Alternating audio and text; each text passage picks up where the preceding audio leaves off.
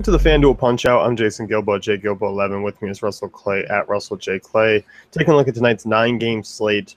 No cores, but not a lot of strong pitching options. I mean, you do have Corey Kluber, but you do also have some cheap guys if you want to roll cheap.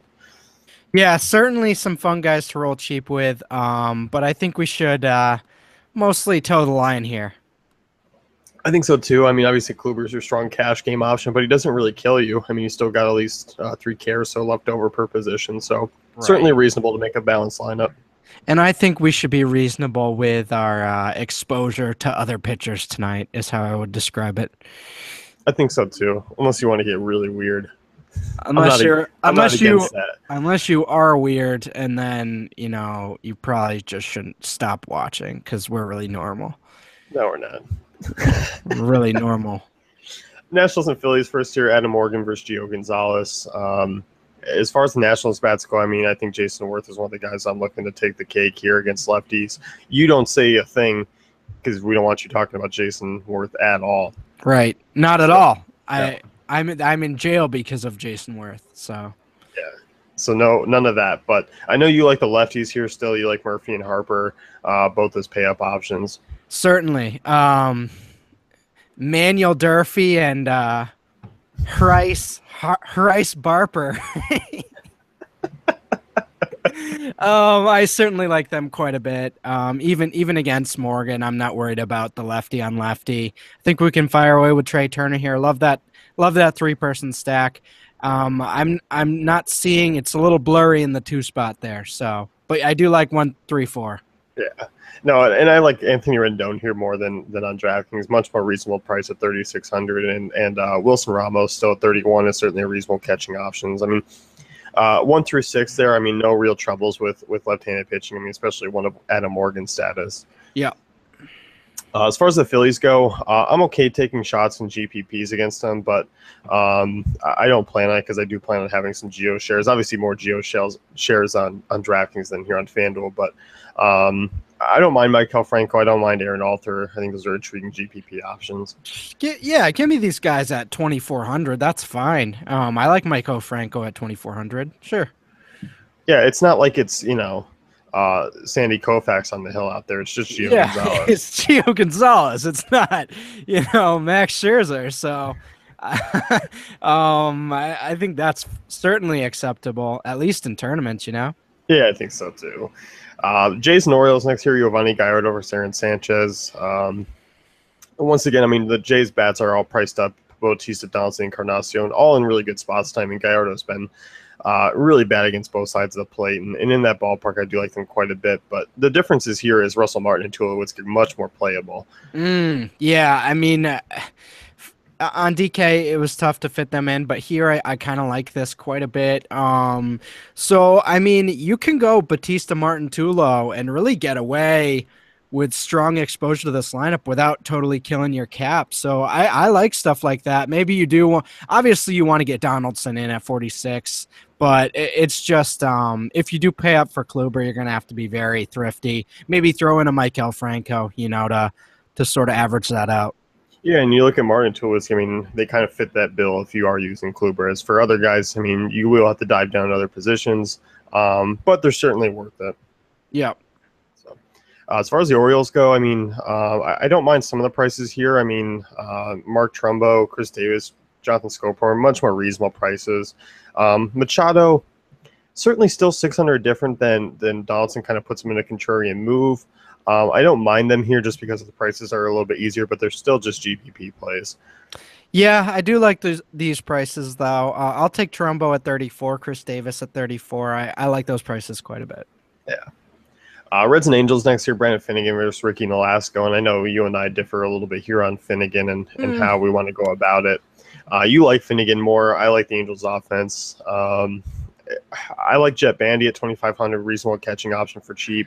Even a Jeffrey Marte at 29. But Pujols and Trout, I think, are reasonable options as well. Trout, obviously, a steal on DK tonight. FanDuel, you still got to pay up. So, yeah, that's the difference here. I'd much rather go Pujols at 37 than Trout at 44. I like both of them. I think that's an intriguing, stack option. But overall, I am not fortifying against this Angels team. I'm still going at them. So let's go, Finnegan. Have another good start for me, bud. Yeah, I mean that's our main difference tonight is really Finnegan versus Yeah. the Angels. That's where we're going to come at 10 o'clock tonight and go. You know what? I told you so, Russ, and we're going to be feisty about that. Like I feel like this is going to be. I like how you're predicting that you're winning. Yeah, I am. I mean, you probably are, but I don't know. I just think the last two starts plus the Angels kind of being fake good the last few outings here. But overall, I think you're more likely to hit this one on the head. But whatever. As far as the Angels go, or the Reds go, reasonable prices against Nolasco. I mean, Nolasco, not a good right-hander. I mean, I'm certainly comfortable with using Adam Duvall, Billy Hamilton at those prices. Even Phillips and Shepard, I don't mind, but obviously Votto's kind of your pay-up option if you're looking to go that route. Yeah, again on here, I think this is a nice contrarian move here to stack the Reds. Obviously, if you're stacking, you kind of have to get Votto in if you're doing a red stack, in my opinion. But Duvall, Phillips, Hamilton, I'm cool with all those guys. Yeah, I certainly am too. I like the Reds a little bit here, and I think they'll be a little bit lower owned just because, one, they haven't really done a ton in this series, and there's still a lot of other offenses at reasonable prices too. Yep. Twins and Indians next year, Corey Kluber versus Pat Dean. Twins pricing for me here is not cheap enough for me to really consider in GPPs. I didn't mind it on DraftKings if you wanted to go for a full contrarian stack. Here, I'm not really on it, but obviously I'm not going to roll it out because it really is the most contrarian you can go tonight. Yeah, very contrarian. I don't think I can do it. I think, again, if you wanted to do Twins, you wanted to do it yesterday. So today's not for me. I'm all set. I'm more looking at this Indians team against Pat Dean. Yeah, I am too. I mean, Pat Dean, 410 WOBA to righty since last year, 2.13 home runs per nine. Some reasonable prices as far as Lindor, Napoli, Davis. I mean, Kipnis is a little bit priced up. I won't probably have a ton of exposure to him here on FanDuel. I think he's more of a DraftKings play at the price. Mm-hmm. But I certainly do like Lindor. I do like Napoli. I like Davis. Yep, agreed. Marlins and Mets next year, Bartolo Colon versus David Phelps. We talked about this game as kind of just being a GPP game as far as just maybe to get a one-off or two. I don't mind his Drupal Cabrera at 2,700 with the way he's been swinging the bat. Outside of that, though, I mean, I don't see myself taking a ton of shots with Bruce or Granderson, just how boom or bust they are. Cespedes is a little too expensive for me. What was that? Did I mention Jay Bruce, and did your ears perk up? I don't mind Bruce or Granderson at these prices. I don't know. I don't. For how I feel about this game, I don't mind them. I guess I should hedge and say that. I don't like this game overall, but I think if I am going to take a shot with the Mets lineup, it's going to be Cabrera, Bruce, Granderson. I mean, you can do that stack. Like, that's viable in a tournament, I think. Yeah, it certainly is. I mean, the Mets are always kind of overlooked, and we know there is certainly some power bats there, so I'm okay with it. Right. As far as the Marlins go, I'm not really on them tonight. It's usually just kind of the same three for me: Ozuna, Yelich. D. Gordon's a guy who you don't see any ton of upside from. And the price is dropping, but it's dropping for a reason. Yeah. I'm not really in on the Marlins right now, and I want to see some signs of life first. Yeah, they have to be breathing before we really knock them into the lines here. I mean, right. At least Ozuna, it was a 3K on DraftKings. I mean, here he's still 3K, but 3K is a different story. Right. And, I mean, Yelich, obviously, carrying the load, but I don't know about tonight. I don't know about this matchup for him. No, it's more of a tournament play, if anything. I won't rule it out, but Marlins exposure, not a lot on FanDuel. Right. Padres and Braves next year, Matt Whistler versus Paul Clemens. As far as the bats around Freddie Freeman, much more reasonable here. I do like a Brave stack. I do like Freeman still as an expensive pay-up option. Clemens is a guy who I don't really trust in terms of getting lefties out, even though he's been okay against them. But I think the Braves go off for another strong night. Certainly. I like this. You like Encayarte more here at 32? I do. He's much more reasonable of a play. I mean, same thing with Markakis. I mean, 2,500 was still a drop down. Matt Kemp is probably the one that was priced up just a little bit more, but I still think he's viable in GPPs with Clemens so far reverse splits. Yep. So Markakis as well. Intrigued with all those guys. So I don't want to say the Braves are cash game viable, but I think the Braves are cash game viable. I think so. You're not. You're not. We're You're not. here. You're not crazy for saying that. We're here. We're here. It took us nearly 5 months. But here we are saying the Braves are cash game viable. There we are. All right. Padres, I like some of the lefties here. Travis Jankowski, Dickerson, Schimpf. Schimpf's a much nicer price here. I think he's certainly viable in both formats. I'm in on the Padres too a little bit in terms of more contrarian move, but I do like them quite a bit. I do too. I mean, you look at Whistler, 371 WOBA to lefties, 1.61 home runs per nine. I'm certainly okay with those prices in terms of their upside and what they can do. It's certainly much more reasonable for a guy of Ryan Schimpf. Yep. Pirates and Cubs next year, Jason Hamill versus Ryan Vogelsong. Gregory Polanco's price is probably the only one that I'm remotely intrigued with, 3,600. You look at Hamill, I mean, pretty average against lefties. So outside of that, I mean, this is pretty much a dominant right-handed lineup, so I'm not really looking at Pirates. So moving on here, I mean, outside of that, Josh Bell at first base, can't really get behind him here as a value. That price has really come up. I'm not a fan of the Pirates. I want to steal their treasure and throw it in the ocean. So that's how I feel about the Pirates today. I'm going with Hamill, putting our head down, and I won't say Gregory Polanco's a bad play. He's not. He's a good play. Same with Josh Bell at 29. I don't mind that, but tough to get him in at first base. Yeah, it definitely is.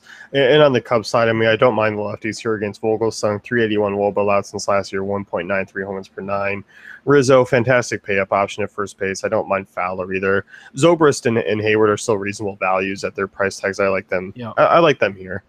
Yep, Zobrist makes, a lot more things possible here. I like 3-3 there, Hayward at 3K. I mean, even a Bays or something like that. So certainly okay with some of the value options in this Cubs offense. Yeah, definitely. And I wish Contreras was sitting closer to the top of the lineup like he was before, but not the case. I'd like him a little bit more if he was, but I think he's still a contrarian catching option. Yep. Cardinals and Brewers next year, Matt Garza versus Luke Weaver. I feel very similar about this game where the Cardinals, for me, they're just a team that has been very inconsistent for their price tags. I certainly like the matchup here once again. I like Carpenter. I like Moss. I even like Piscotty. Jerko 3-4 is much more reasonable here, but still pricey for me in a team that I haven't been able to really trust. So yesterday was Brandon Moss Day until he wasn't in the lineup. And today it's not quite Brandon Moss Day, but since we didn't have Brandon Moss Day yesterday, postponed until today. Yeah. So today's going to be Brandon Moss Day. I'm okay with him in all formats. I love that price. Certainly a nice, 700 difference between him and Carpenter if you do want to get, the main lefties in this lineup. So I'm actually okay with the Cardinals today. Maybe you want to do Carpenter, Moss, and Piscotty. Just depends on what you do with the rest of that lineup after that. Yeah, definitely. I mean, Yadier Molina, 2,900, decent catching option, but I think with Russell Martin being right there, I'd rather roll with him at this point. Yeah. And you look at Garza, I mean, 373 WOBA to lefties, 1.38 home runs per nine since last year. That's where it kind of puts Moss and Carpenter really into play. Yeah. As far as the Brewers go, I feel very similar in terms of we talked about Luke Weaver, this being a possible boomer bust situation for him, and I think the ownership's going to be rather low on Milwaukee because of their prices, and also just because maybe people do take some shots with Weaver. But I like them as kind of contrarian pivot to tonight's slate, just overall. Yeah, I want the big bats in this lineup. So Braun, Villar, I think you can fire away with those in a deep tournament sense and feel like you're getting pretty good odds, Yeah, I think so too. I mean, I definitely see single-digit ownership for all those guys. Yep. So, Yankees and Royals next year. Ian Kennedy versus Luis Cessa. I'm certainly okay with deploying Royals here for a little bit of value. I think one or two of them certainly fit in at an okay rate, especially Salvador Perez. I like him at 3,100. Just kind of a move off of Martin a little bit there, but not something I'm jumping all in on. Maybe a little Alex Gordon action at 27. You in on 27's not that? that bad. I mean, he's not going off for double dong games like he was before, but reasonable No. price. Yeah. Him, Hosmer. I'm okay with Lorenzo Kane, Cuthbert. Yeah. I mean, it's a normal Royals night, mediocre pitcher and they're mediocre as well. So that's just kind of the Royals. Yeah, that that sums it up. Super duper mediocre. If you want like 8 points, you're gonna maybe get it. If you want like 10, you're probably not gonna get it. But yeah, unless you're playing Eric Hosmer. So I yep. mean, Sessa's a guy who hasn't really shown me much. I mean, you look at the hard ball rate, both sides, it's really strong. So doesn't miss a ton of bats. I'm certainly okay with using Royals, and I think you're going to catch them at pretty low ownership. They're not ones that I'm worrying about. Right.